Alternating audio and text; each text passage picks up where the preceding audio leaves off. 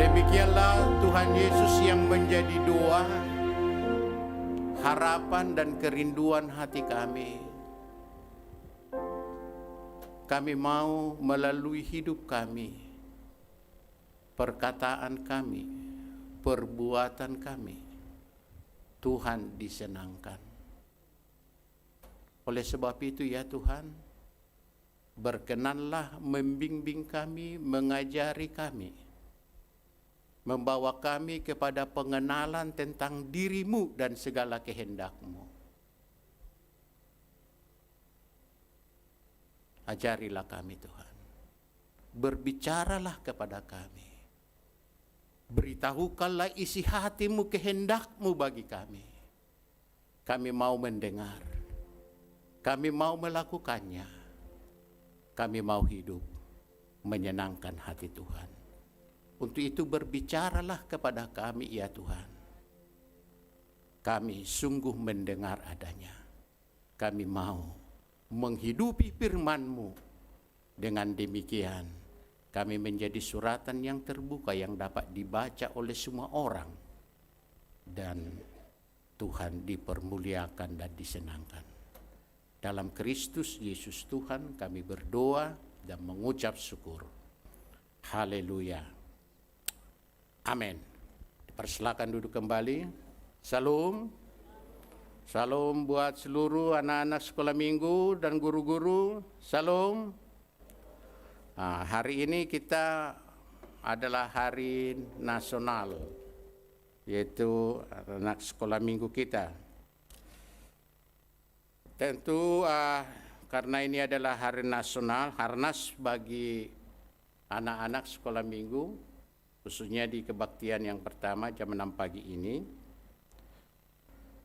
telah ditentukan temanya atau nasnya dari Yakobus pasal 1 ayat 22 sampai 25 dengan tema Let's Do It. Ini kalau dalam konteks pemahaman saya, ini maksudnya agak sedikit saya selewengkan ininya. Let's do it. Duit itu uang itu, saudara. Jadi pagi ini akan diramu lebih lanjut yang akan sesuatu hal yang akan memberkati jiwa kita, akan disampaikan sesuatu hal yang membuat kita kenyang, membuat kita puas, membuat kita berhasil, membuat kita beruntung, membuat kita menjadi kesukaan Tuhan, kesukaan orang tua dan sesama dan sebagainya. Dan akan membuat kita sekali lagi berbahagia. Yaitu dengan jalan apa? Mari kita melakukan. Mari kita lakukan. Atau lakukanlah apa yang kita dengar, apa yang diperintahkan oleh firman Tuhan pada pagi hari ini. Namun sebelumnya, saya mau cerita terlebih dahulu. Kurang lebih 200 tahun yang lalu, itu Alkitab itu baru dimiliki orang tertentu. Firman Tuhan baru dimiliki orang tertentu. Dan itu adalah orang-orang kaya. Karena di samping lebih lanjut masih jarang untuk ditemukan dan juga mahal. Tapi di suatu kota yang bernama yaitu Wales di Inggris, di salah satu desa, ada seorang anak yang bernama Mary Jones. Dia ini, anak ini suka dan senang mendengarkan cerita Alkitab. Dan kebetulan ada tetangganya seorang yang kaya yang mempunyai yaitu Alkitab. Jadi dia, anak ini selalu ke sana untuk mendengar cerita tentang Alkitab. Belum seperti sekarang, anak-anak sekarang kita sudah mempunyai banyak Alkitab, ada Alkitab yang bergambar ya kan dan sebagainya. Tapi anak ini, Mary ini belum memiliki. Tapi karena dia begitu rindu mendengarkan cerita-cerita Alkitab, jadi yang dilakukan dialah bertandang ke tetangganya mendengar. Kemudian timbullah suatu juga kerinduan yang besar, keinginan yang kuat untuk memiliki Alkitab supaya dia dapat lebih lanjut membacanya dan sebagainya. Sedangkan orang tua dari Mary ini adalah orang yang miskin yang tinggal di desa, bahkan juga nggak bisa juga baca menulis. Tapi karena begitu Mary ini begitu merindukan, begitu haus, begitu lapar, begitu ingin mengetahui tentang cerita Alkitab, dia mengutarakan kepada tetangganya ini bagaimana untuk mendapatkan yaitu Alkitab ini. Tetangganya ini bilang, wah ini yang jual Alkitab ini jauh dari sini, ada di kota yang lain. Dan harganya pun mahal sekali. Susah kita untuk mendapatkannya. Tak kala diutarakan tetangganya ini tempat dia lebih lanjut mendengarkan dan cerita Alkitab, dia tidak batas semangat, dia terus bersemangat, dia bersemangat dengan mengambil tekad dan keputusan, aku akan bekerja, akan berusaha untuk mendapatkan Alkitab. Apa yang dia lakukan? Dia beternak ayam. Kemudian dia menanam sayur-sayuran. Ayam yang dia ternakkan beberapa ekor ini, lalu ada telurnya, dia jual tetangganya. Demikian juga sayur-sayur yang dia tanam. Singkatnya, dia menabung selama kurang lebih 6 tahun berusaha untuk mendapatkan Alkitab ini. Dan setelah dia rasa sesuai dengan jumlah uang yang dia kumpulkan, celengan dia selama 6 tahun, hasil menjual hasil dari telur ayamnya, demikian juga dari sayur-sayuran. Kemudian dia bertanya kepada tetangganya, di mana kota tempat lebih lanjut untuk mendapatkan Alkitab ini, toko yang ini. Kemudian diberitahukan kepadanya bahwa jaraknya adalah kurang lebih 40 km. Tempat lebih lanjut toko yang satu-satunya yang bisa menjual Alkitab. Dengan semangat, kemudian minta 2 restu dari ibunya. Dia lebih lanjut mau pergi ke kota itu atau ke tempat toko di mana lebih lanjut Alkitab yaitu dijual. Dengan berjalan kaki 40 km. Lewat hutan. Apa yang terjadi setelah dia sampai di sana? Pemilik toko mengatakan, memang ada Alkitab di sini, tapi ini yang ada sekarang ini adalah pesanan dari mereka-mereka yang beberapa minggu, beberapa bulan yang lalu sudah dipesan dan sebagainya. Tatkala pemilik toko ini, yang penjual Alkitab ini mengatakan seperti itu, bahwa Alkitab yang ada istilahnya tidak diperuntukkan bagi yaitu Mary, tetapi bagi mereka-mereka yang sudah berpesan terlebih dahulu. Kemudian Mary menangis sejadi-jadinya. Dia menceritakan kepada yang punya toko ini bahwa dia merindukan memiliki Alkitab. Dia rindu untuk membaca, yaitu merenungkan antara firman Tuhan. Dan dia berusaha lebih lanjut. Saya sudah berusaha selama 6 tahun ini mengumpulkan, menabung, dan sebagainya, supaya saya mendapatkan Alkitab. Tatkala pemilik toko mendengar hal itu, anak ini menangis.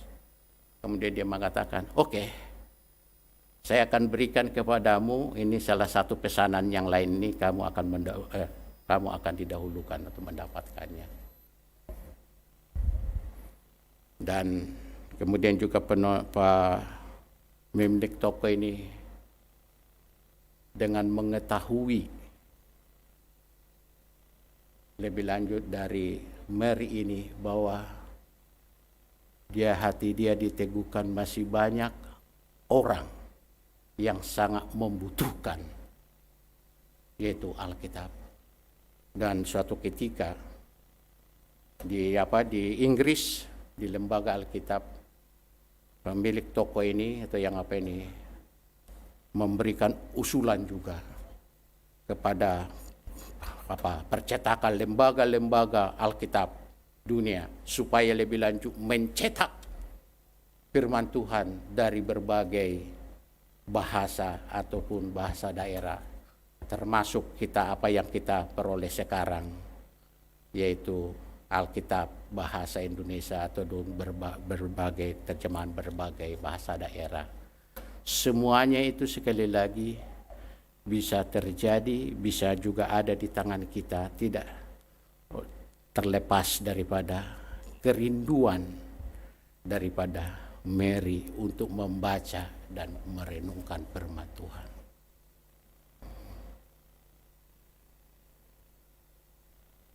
Dengan demikian, saudara-saudara yang dikasihi Tuhan, saya akan mengajak kita untuk terlebih dahulu membaca dari firman Tuhan, yaitu Yakobus pasal yang pertama tadi.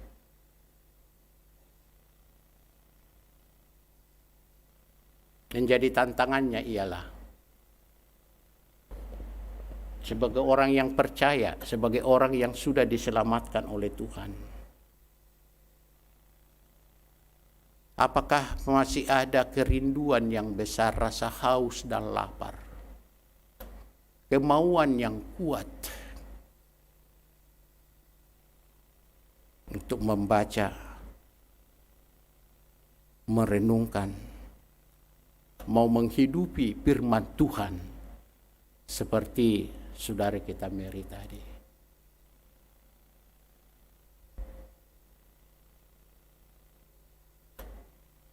Dia curahkan seluruh kekuatan dan energinya dan penuh tekun dan usaha untuk mendapatkan uang supaya dia dapat memiliki Alkitab. Karena dia punya keyakinan dan pengharapan yang besar akan Tuhan. Dalam 2 Timotius pasal yang ketiga, saya baca mulai ayat yang 2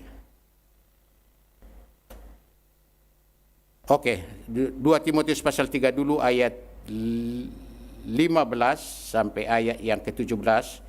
Nanti baru Yakobus pasal yang pertama ayat 22 ayat sampai ayat 25 sebagai teks dari dalam Harnas Niat Sekolah Minggu. Firman Tuhan berkata begini,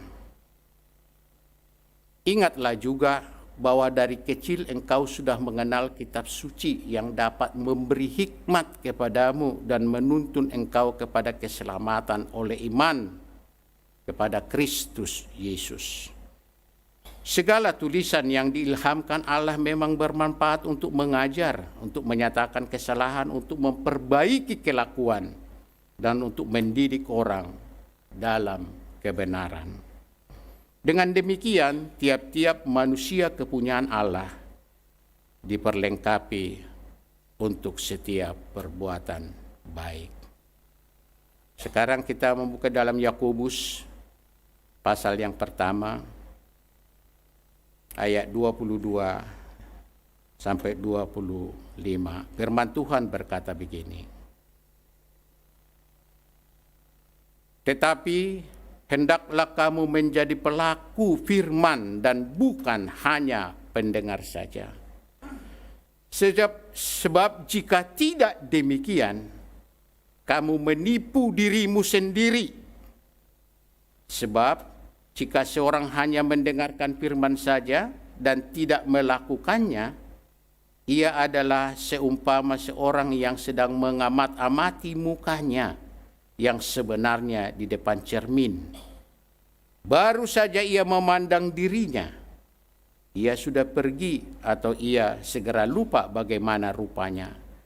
Tetapi barang siapa meneliti hukum yang sempurna, yaitu hukum yang memerdekakan orang, dan ia bertekun di dalamnya, Jadi bukan hanya pendengar untuk melupakannya, tetapi sungguh-sungguh melakukannya, ia akan berbahagia oleh perbuatannya.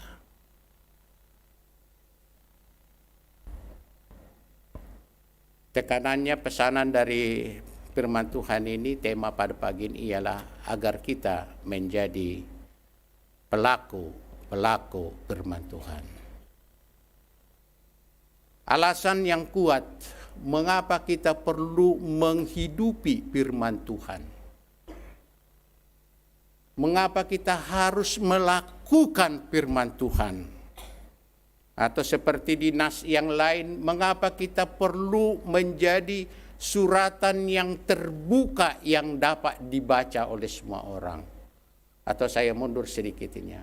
Tujuannya tidak lain, mengapa kita membaca perlu merenungkannya siang dan malam, terutama untuk menghidupinya, untuk melakukannya, untuk mempraktekkannya dalam hidup sehari-hari, supaya lebih lanjut dunia ini sesama kita dapat membaca, dapat melihat, agar hidup kita dapat menjadi contoh dan teladan, menjadi suratan yang dapat dibaca oleh semua orang. Artinya apa? Kebenaran yang dibaca, yang telah direnungkan itu yang telah sudah dihidupi, sudah menjadi bagian, sudah menjadi karakter, sudah menjadi watak, sudah menjadi gaya hidup kita dalam dunia sehari-hari. Jadi dengan demikian orang lain yang berjumpa dengan kita, yang bersekutu dengan kita, tetangga kita atau keluarga besar kita dan sebagainya, mereka diyakinkan bahwa si A berperilaku seperti ini, hidupnya penuh dengan kasih, penuh dengan berkat, dapat menjadi patron, menjadi contoh dan teladan di dalam iman, dalam pengharapan, dalam ketaatan, dalam kesetiaan, dalam kesucian dan kemurnian hati. Karena orang ini telah membaca, merenungkan firman Tuhan, telah menghidupinya, dan tidak sampai batas di situ. Dampaknya lebih lanjut, kata Alkitab, bagi kita yang membaca dan yang merenungkan firman Tuhan siang dan malam, kita menjadi orang-orang yang berbahagia.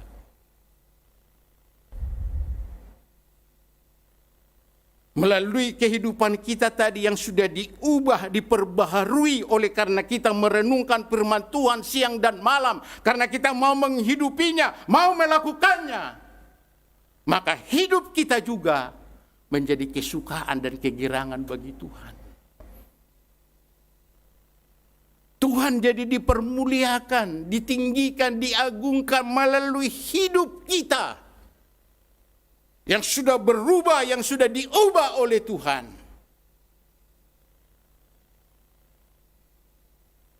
Ada amin, saudara?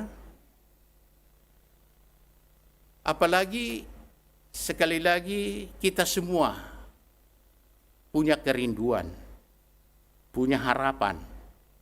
Bahkan itulah juga yang menjadi doa kita kepada Tuhan, agar hidup kita bisa menjadi saksi, bisa menjadi berkat. Agar perjalanan hidup kita juga ke depan sungguh mendapat tuntunan Tuhan di setiap kebutuhan dan keperluan yang ada dalam hidup sehari-hari, dalam usaha dan bisnis dan sebagainya. Kita ingin berhasil, kita ingin beruntung, kita ingin diberkati oleh Tuhan. Kita ingin menjadi terang dan menjadi saksi. Kalau demikian halnya, sekali lagi jawabannya tidak lain. Bacalah firman Tuhan, renungkanlah firman Tuhan, hidupilah itu, maka saudara menggapai tujuan hidup saudara. Ada amin. Tadi kita sudah membaca di dalam, kembali saya ulang, di dalam 2 Timotius pasal yang ketiga. Nah ini saya banyak waktu nih, dikasih sekolah minggu ya. 1 jaman lebih ini khotbahnya ya, sekalipun ada. 2 Timotius pasal yang ketiga tadi dikatakan begini. Mulai ayat yang ke-15. Ini pesan Tuhan kepada seorang hamba Tuhan yang masih muda, yaitu Timotius. Tapi dia bisa menjadi pendeta, menjadi berkat, bisa menjadi suri tuladan apa? Nah, bisa menjadi patron, menjadi contoh. Itu tidak terlepas oleh karena neneknya dan mamanya mendidik, yaitu si Timotius, mengajari Timotius ini sejak kecil untuk mengenal Tuhan, untuk membaca dan merenungkan firman Tuhan. Amin. Artinya Timotius nggak jadi pendeta, jadi begitu aja pendeta secara tetapi karena memang sudah diajari, sudah dididik. Jadi itu sebabnya dikatakan tadi dalam ayat 15 dikatakan, ingatlah juga bahwa dari kecil engkau sudah mengenal kitab suci yang dapat memberi hikmat. Kitab suci itu, firman Tuhan itu memberi kepada kita hikmat. Kemampuan untuk memahami sesuatu. Memecahkan masalah, untuk menemukan jalan keluar dan sebagainya. Pada saat kita juga diperhadapkan dalam situasi dan kondisi tertentu. Ada amin. Kemudian juga dikatakan, kepadamu dan menuntun engkau kepada keselamatan oleh iman kepada Kristus Yesus, akan menolong kita supaya kita bisa beriman, menaruh ada keyakinan, kepercayaan yang sungguh-sungguh yang akan membawa kita kepada Yesus Kristus, kepada pengenalan akan Tuhan, kepada pengharapan akan Tuhan, sehingga kita beroleh keselamatan. Ayat 16 dikatakan segala tulisan yang diilhamkan Allah, karena ini bisa dituliskan oleh penulis oleh karena Tuhan sendiri yang mengilhami mereka, menghembusi mereka, menaruh dalam hati pikiran mereka apa yang Tuhan mau untuk mereka tuliskan. Segala tulisan yang diilhamkan Allah memang bermanfaat untuk mengajar. Khususnya yang masih anak-anak, yang masih muda perlu diajar. Karena belum berpengetahuan, belum berpengalaman dan sebagainya. Untuk menyatakan kesalahan. Untuk menyatakan kesalahan, banyak kita itu enggak sadar-sadar bahwa apa yang kita lakukan itu, yang kita kerjakan itu salah. Lebih daripada itu, untuk memperbaiki kelakuan dan untuk mendidik orang dalam kebenaran. Dengan demikian tiap-tiap manusia kepunyaan Allah diperlengkapi untuk setiap perbuatan yang baik. Dalam hal ini berarti saudara bisa menjadi pribadi-pribadi yang baik, yang menyenangkan Tuhan, yang menyenangkan sesama, menyenangkan orang tua, menyenangkan anak, menyenangkan lebih lanjut suami istri dan sebagainya. Tidak lain rahasianya, kuncinya, dengarkanlah firman Tuhan. Lakukanlah apa yang dikatakan oleh firman Tuhan. Amin. Dalam arti firman Tuhan ini akan menolong kita dan memberkati kita dalam segala hal. Termasuk di situ kebutuhan jasmani kita sehari-hari kita. Dan juga kebutuhan rohani kita. Bukan saja juga hanya di dalam dunia yang sekarang, tetapi juga kepada dunia yang akan datang. Yang akan menentukan tentang keselamatan kita. Apakah kita hidup di surga atau di neraka. Apakah kita juga bisa menjadi berkat, menjadi orang bagi orang lain. Atau juga bikin masalah bagi banyak orang. Firman Tuhan, sejauh mana kita mau membuka hati kita dan mencamkan firman Tuhan. Sekali lagi, pertumbuhan kemajuan kerohanian kita.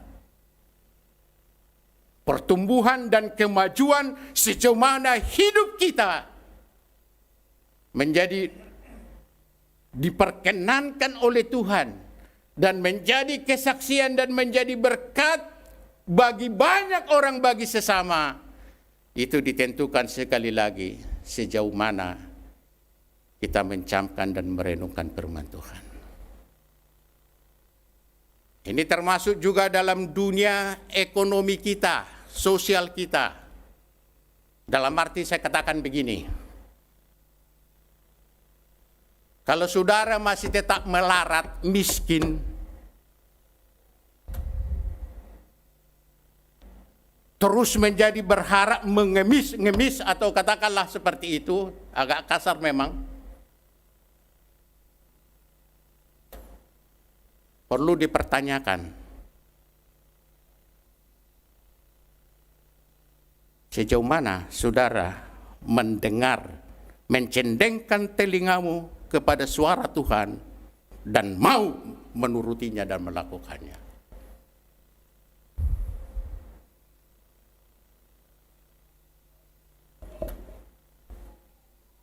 Mazmur 1, saya mengajak kita untuk ini.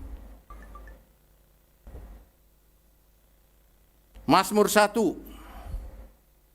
ayat 1 sampai 3, saya bacakan kepada kita. Berbahagialah orang yang tidak berjalan menurut nasihat orang fasik, yang tidak berdiri di jalan orang berdosa, dan yang tidak duduk dalam kumpulan pencemooh. Tetapi yang kesukaannya ialah Taurat Tuhan dan yang merenungkan Taurat itu siang dan malam. Ia seperti pohon yang ditanam di tepi aliran air, yang menghasilkan buahnya pada musimnya, dan yang tidak layu daunnya, apa saja yang diperbuatnya berhasil. Yosua pasal yang pertama.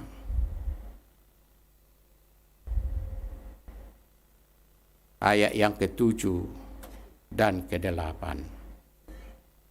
Ayat yang ke-6 dan 7.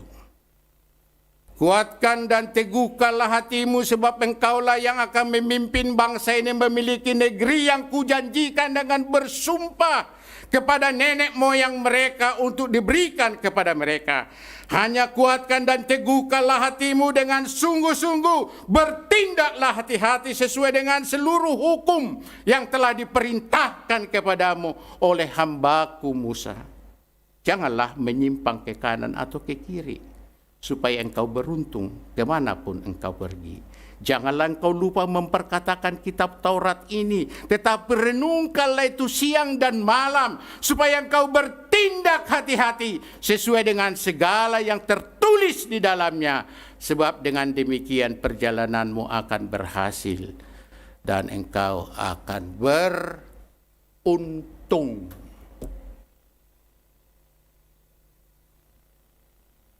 Siapa yang mau beruntung, berhasil dalam usahanya, bisnisnya? Kalau itu sungguh menjadi kerinduanmu, menjadi kenyataan, tidak ada cara lain. Lakukan firman Tuhan. Hidupi firman Tuhan seperti kata-kata tadi. Yosua, waktu dia disuruh Tuhan, kelilingi daerah ini. Sesukamu, yang mau kau lebih lanjut taklukan, kelilingi, jalani. Dia jalani.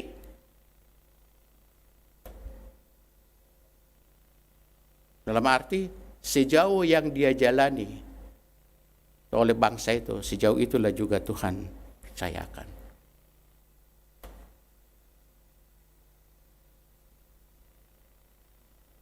Amin. Ada haleluya. Mengenai duit. Duit tadi kan itu. Just duit. Untuk mendapatkan duit. Kalau saudara ingin punya duit. Kata Alkitab apa? Perintah Alkitab. Apa yang ditabur, itu yang berilah maka akan amin. Kalau saudara nggak mau menabur atau memberi, dari mana? Hukumnya begitu. Atau kalau saudara memberi, saudara mengharapkan yang besar. Umpamanya contoh lembaran yang merah-merah, gambarnya siapa itu?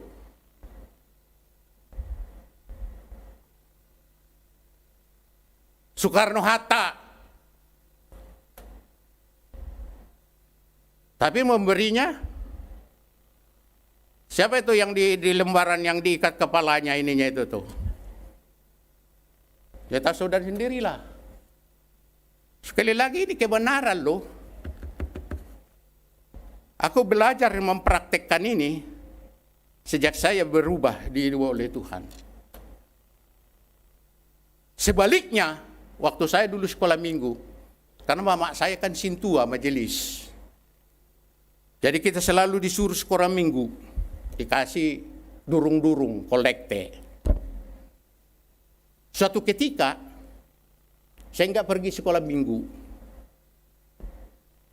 Demikian juga kolekte yang diberikan, ku bikin jajan. Apa yang terjadi? Wah, ibu saya di samping dia majelis mempunyai pendapat yang konvensional juga. Karena di Alkitab mengatakan, lebih baik engkau buntung satu kakimu dan kau masuk surga daripada utuh kakimu, tapi masuk kau neraka. Diambil kayu api, saudara. Sebesar gini, dipukul ini sampai patah. Itulah ayatnya yang dipakai. Lebih baik kau puntung kakimu satu, tapi masuk ke surga, daripada utuh kakimu, tapi kau masuk ke neraka. Karena tadi nggak mau ke sekolah minggu. Jadi saya simpulkan juga, kalau saya bisa seperti ini juga, itu tidak terlepas juga sekalipun caranya kurang tidak pas. Tapi dalam Alkitab juga ada firman Tuhan juga, jangan tahankan rotan daripada anakmu. Hai orang tua, sekali lagi, tadi sudah kita mendengar apa tadi di darah bawaan dari guru-guru, supaya kita memberikan dorongan kepada anak-anak kita. Kehidupanlah nanti yang akan terpencar dari sana. Sebaliknya kalau kita tidak ada usaha, tidak ada kemauan yang kuat membawa anak-anak kita ke mengenal Tuhan, nggak mau lebih lanjut berkorban untuk ini, untuk sekolah minggu, jangan salahkan nanti kalau air mata demi air mata yang akan bercucur masa tua kita, karena kelakuan perangai daripada anak-anak kita. Tapi sebaliknya, kalau kita mendorong terus, berusaha terus, mau menjadi contoh dan teladan bagi anak-anak kita dalam beribadah, dalam membaca, merenungkan firman Tuhan, dalam mempraktekkan yaitu firman Tuhan, sejahtera nanti jiwamu. Kau akan melihat anak-anakmu dengan penuh senyum, sukacita. Karena mereka hidup menyenangkan hati Tuhan dan menyenangkan sesamanya. Itulah sebabnya sampai hari ini kami saudara sebagai selalu berusaha membangun mesbah Tuhan di rumah setiap hari jam 7 malam. Sekalipun kami menyadari nggak selalu bisa bersama oleh karena mereka dalam pekerjaan dan sebagainya. Tapi itulah yang kita lakukan. Kita bawa anak-anak kita. Kita bawa lebih lanjut teman satu gereja kita. Kita bawa lebih lanjut jemaat Tuhan yang diperhadapkan dengan berbagai kesulitan dan sebagainya. Supaya kita mendapatkan pertolongan dan anugerah dari Tuhan.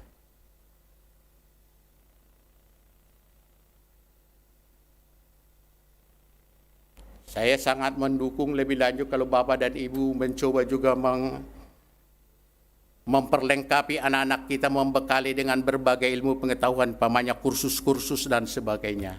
Tetapi yang terutama sekali lagi, bawalah, ajarilah anak-anak kita untuk mengenal Tuhan, untuk mempercayai Tuhan, dan untuk hidup sesuai dengan firman Tuhan. Dari pihak Tuhan sekali lagi memberikan jaminan dan kepastian masa depannya penuh damai sejahtera.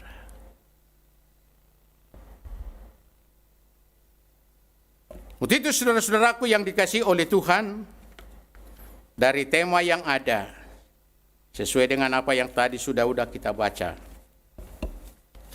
ada beberapa hal yang menjadi poin yang perlu untuk kita renungkan.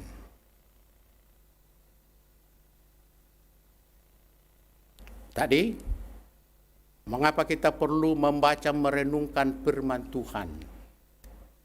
Supaya kita beruntung, supaya kita berhasil, supaya hidup kita sesuai dengan rancangan Tuhan, mencapai target planningnya Tuhan atas hidup kita sebagai umat yang telah dibayar, yang sudah dibeli dengan mahal melalui darahnya, karena Dia pemilik kehidupan ini sekarang. Oleh sebab itu, sekali lagi, renungkanlah firman Tuhan agar kita dapat mencapai, mewujudkan maksud tujuan Tuhan atas hidup ini. Bukan atas tujuan kita, planning kita, orang tua kita dan sebagainya, tetapi Tuhan.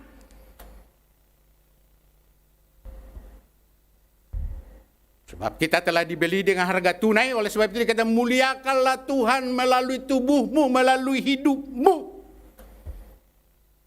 Karena kita telah dimerdekakan dari hal yang sia-sia dan jadilah kita menjadi hamba kebenaran.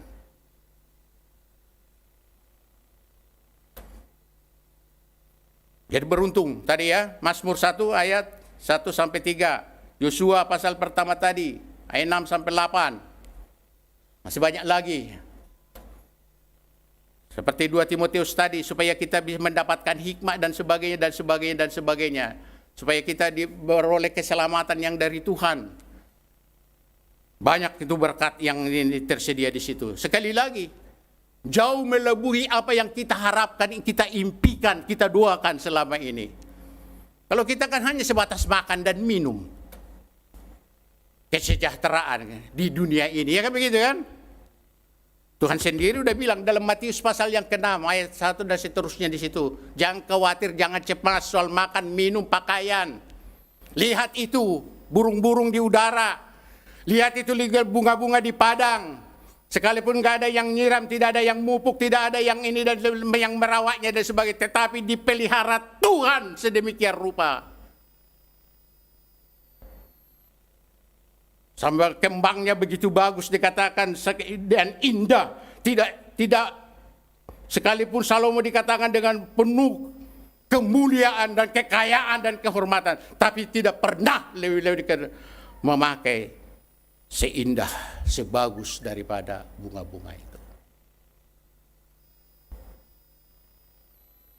Dalam arti Tuhan bertanggung jawab atas hidupmu. Bukan saja di dunia ini saja. Saya berulang-ulang ini saya katakan dalam Yohanes pasal 13 ayat 1-3, aku pergi ke sana menyediakan tempat bagimu, apabila tempat itu sudah selesai aku akan datang kembali dan menjemput kamu, supaya di mana aku berada di situ juga kamu berada. Tuhan sudah merancang melalui pengorbanannya lebih lanjut keselamatan kita untuk selama-lamanya di surga bersama dengan Tuhan. Dia merindukan dengan umat tebusannya untuk bersama-sama dengan dia dalam kerajaannya untuk selama-lamanya. Jadi bukan hanya dunia ini saja yang dipikirkan oleh Tuhan. Terlalu dangkal, terlalu sempit. Kalau iman kita, percaya kita, pengharapan kita kepada Tuhan hanya soal makan dan kesejahteraan. Pengorbanan Yesus juga tidak akan dinyatakan, diwujudkan kalau hanya untuk soal makan dan minum kesejahteraan kita. Gak perlu Yesus mati di atas kayu salib. Untuk itu saudara-saudaraku yang dikasihi oleh Tuhan, sekali lagi pesan dari firman Tuhan pada pagi hari dalam harnas sekolah minggu, agar kita atau jadilah menjadi pelaku-pelaku firman Allah.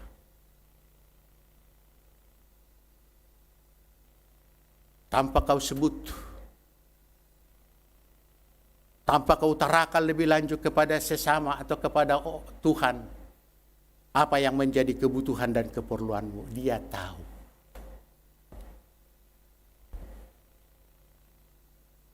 Dia tahu. Kalau demikian, mengapa kita harus disuruh berdoa lagi? Mengapa kita harus berdoa? Tuhan mau diyakinkan, sungguhkah engkau percaya kepada Dia? Sungguh kau percaya bahwa Dia sanggup melakukannya? Sungguhkah betul itu menjadi kebutuhanmu? Sama seperti lebih lanjut apa yang diminta oleh Tuhan dari Abraham. Berikan itu anakmu yang tunggal, yang satu-satunya yang kau kasihi, persembahkan kepadaku. Di suatu tempat yang tidak yang kau beritahukan kepadamu. Pertanyaannya, apakah Tuhan yang meminta itu anaknya Abraham yaitu Ishak, Allah yang enggak, yang maha tahu? Dia tahu bahwa Dia sudah mengikat perjanjian dengan Abraham. Dia sudah mengatakan lebih jauh kabar anaknya nanti seperti bintang di langit, banyaknya demikian seperti pasir di pantai. Tapi mengapa toh Tuhan minta? Lihatlah, setelah dia puncak ini ya, menetapkan pisau di leher dia itu Ishak. Abraham, jangan lakukan itu, hentikan itu. Sekarang aku tahu, kata Tuhan, bahwa engkau sungguh mengasihi aku. Tes, uji ketaatan, uji kesetiaan, uji sejauh mana kepercayaannya, keyakinannya. Tuhan mau lihat dalam tindakan yang nyata. Seperti nyanyian kita tadi, Engkau tahu ya Tuhan, tujuan hidupku hanyalah untuk menyenangkan hatimu. Tahu? Setelah Abraham melakukan itu, lihat baca nanti itu perjanjiannya. Diingatkan Tuhan kembali perjanjiannya, bahwa itu akan dilaksanakan, itu akan terrealisir.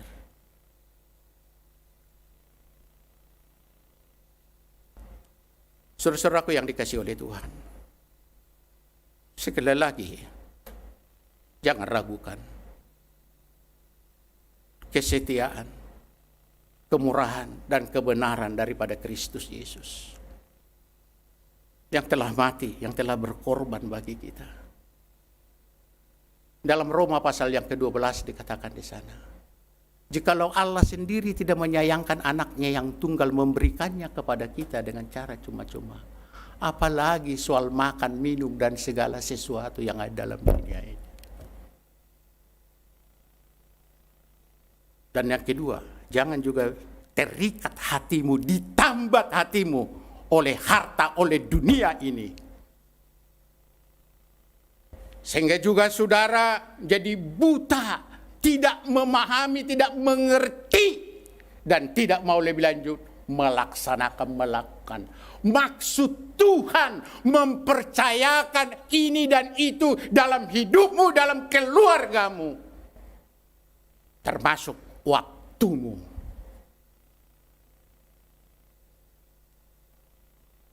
Ingat, dunia ini akan kita tinggalkan dan segala kemuliaan yang ada di dalamnya. Tetapi ingat juga, dalam hidup inilah dikehendaki oleh Tuhan, diperintahkan oleh Tuhan, kita untuk berbuat sesuatu bagi dunia kita sesuai dengan kasih karunia yang dipercayakan.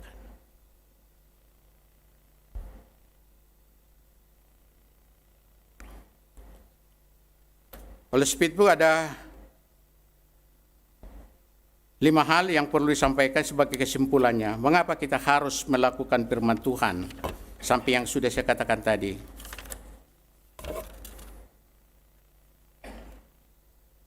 Kita melakukan firman Tuhan sebagai bukti bahwa kita taat kepadanya. Amin. Dalam arti ininya lebih tinggi, bukan oleh karena supaya lebih lanjut, supaya kita diberkati, supaya bahagia, supaya ini beruntung dan sebagainya, enggak. Tapi karena kita menunjukkan lebih lanjut bahwa kita mengasihi Dia, bahwa kita menghormati Dia, bahwa kita lebih lanjut telah memutuskan untuk mengabdi dan berbakti kepadanya. Karena Dia telah menyelamatkan kita, Dia telah memungut kita menjadi miliknya. Amin. Jadi kalau jangan lagi diperbincangkan lagi soal-soal umpamanya memberi persembahan atau persepuluhan dan sebagainya. Itu sesuai itu kehendak Tuhan atau apa dan segala macam. Yang Tuhan minta ialah mau enggak memberi dengan hati yang ini aja, itu aja. Tulus dan murni.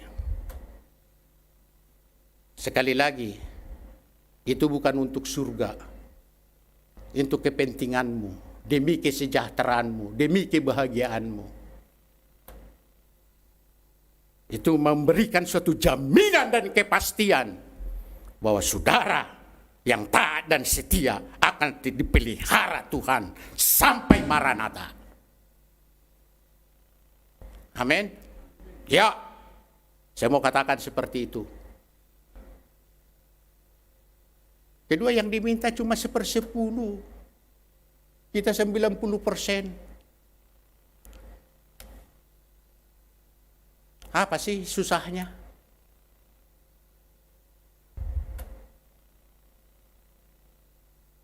Ada berkat yang lain, saudara, juga kalau kita taat di situ. Tahu nggak? Sisa yang ada ini kita bisa nikmati di dalam damai sejahtera.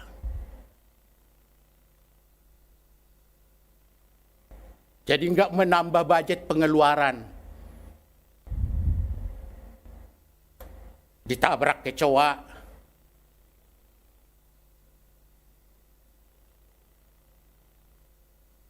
Mertua menggerutu dan sebagainya. Kayak ini. Dan lain-lain. Saudara sendiri punya pengalaman-pengalaman sendiri. Saya pun punya pengalaman. Yang kedua, saudara-saudara, sekali lagi itu sebagai bukti bahwa kita adalah orang yang taat, yang mengasihi Tuhan, yang mempercayai Tuhan, yang mengakui bahwa kita adalah hamba-Nya. Tidak ada suatu hal jawaban dari kita kepada Tuhan, tak kala Dia memerintahkan kita melakukan ini, perbuat ini, selain daripada ya, ya, ya, ya. Mengapa? Karena kita telah dibeli dengan darahnya. Kita hambanya. Sama seperti zaman dulu waktu Alkitab ini. Hamba itu dijual, budak-budak itu dijual di pasar, saudaraku. Sama seperti kita beli pisang goreng. Ya kalau sudah kita bayar, selesai, udah ini milik kita. Mau kita apa ini? Budak ini. Mau kita sate. Silakan sate. Nggak ada HAM. Nggak ada yang menuntut dan sebagainya. Sebab engkau sendiri telah beli, udah bayar, harganya lunas. Sepenuhnya. Demikianlah gambaran yang dinikan oleh Tuhan pada kita. Dia telah membeli kita dengan harga yang lunas melalui darahnya, melalui pengorbanannya. Sekarang kita menjadi miliknya. Tidak lain hanya untuk melakukan apa yang menjadi perintah Tuhan di tengah-tengah dunia ini. Untuk menjadi tangannya yang diulurkan, menjadi kakinya, mulutnya.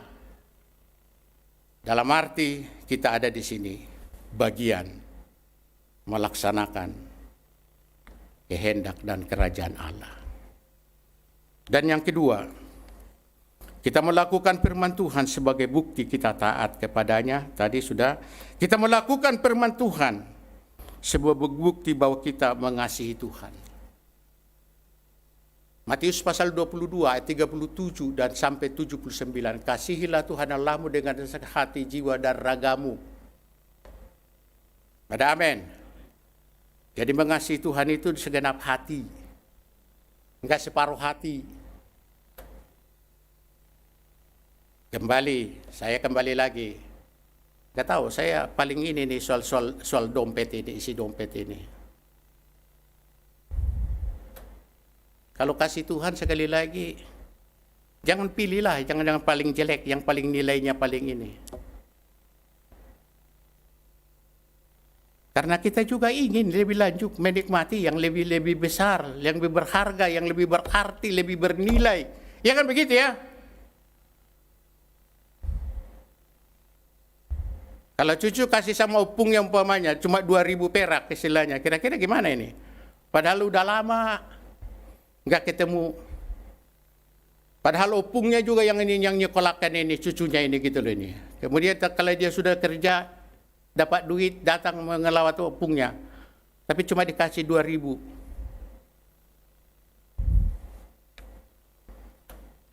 Tukang parkir aja nggak nerima itu 2.000 sekarang ini. Dalam arti kalau ada padamu, kalau nggak ada padamu nggak usah. Tuhan juga nggak minta. Tapi perempuan janda itu, ibu janda itu nggak punya apa-apa, nafkahnya sendiri, jatah untuk beli makan siangnya yaitu yang dia persembahkan. Karena apa? Sekali lagi, dia menggenapi firman Tuhan ini, dia mengasihi Tuhan dengan segenap hati, jiwa, raga dan yang ketiga, keempat, kita melakukan firman Tuhan sebagai bukti kita adalah orang cerdas, kita orang berani ambil resiko, berani berbeda. Karena kata tadi kita, kalau kita merenungkan firman Tuhan, kita sudah diberikan hikmat, kita diberikan kemampuan, kecakapan dan sebagainya, dan sebagainya. Dan yang terakhir, kita melakukan firman Tuhan sebagai bukti kita adalah orang yang telah dimerdekakan. Setelah dimerdekakan dari hamba dosa, jadilah menjadi hamba kebenaran. Kita melakukan firman Tuhan sebagai bukti bahwa kita adalah orang-orang yang setia. Orang-orang yang berkomitmen. Orang-orang yang mengabdi dan berbakti kepada Tuhan, setia melakukan apa yang dikatakan oleh firman Tuhan. Dengan demikian, sabaslah jiwamu, sabaslah jiwaku. Haleluya. Firman Tuhan pada pagi ini melalui anak-anak sekolah minggu kita berbicara kepada kita dengan agak keras, tegas, tandas. Tapi sesungguhnya kehidupanlah, keselamatanlah, keberkatan, keberhasilan, dan keberuntunganlah. Di balik semua ketaatan, kesetiaan kita, mengabdi dan berbakti kepada Tuhan. Haleluya, haleluya, haleluya.